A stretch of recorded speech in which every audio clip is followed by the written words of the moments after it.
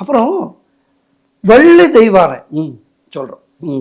நம்ம வந்து பெரும்பாலும் என்ன நினச்சிக்கிறாங்க, முருகனுக்கு 2 பொண்டாட்டி அப்படின்னு ஒரு தவறான ஒரு இது. இந்த வள்ளி தெய்வானைங்கிறதுக்கு என்ன ஒரு அர்த்தம், அதாவது ஆன்மீக ரீதியாக அதோடைய அர்த்தம் என்ன அப்படின்னா, எதையுமே நம்ம நாட்டில் வந்து வெளிப்பொருளாக தான் வச்சுட்டா பார்க்கறதுக்கு. ஆனால் நாம தான் உள்ளூரையா போகணும். உதாரணமாக இன்னொன்று சொல்கிறேன், நம்மளுடைய நாம் நன்னா இருக்கணும் அப்படிங்கிறதுக்கு தான் நம்ம மதம். இந்த நாம் பேச போகிறதே இந்த தைப்பூசத்தை பற்றி தான் இல்லையா? அதான் நீங்கள் சொன்னீங்க. ஆமாம். நாம் தினசரி சாப்பிட்றதுல வந்து உடலுக்கு நல்லது கொடுக்கறதுன்னா பழையதுன்னு சொல்லுவோம்.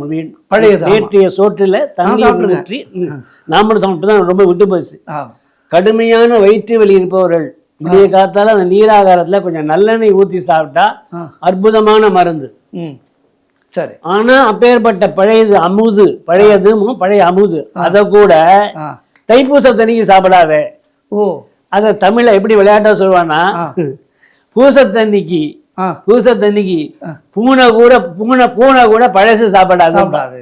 அப்ப ஏதோ அந்த நாள் அந்த நட்சத்திரத்துக்கு இந்த உடம்புக்கு ஒத்துக்காது போல. ஒத்துக்காது.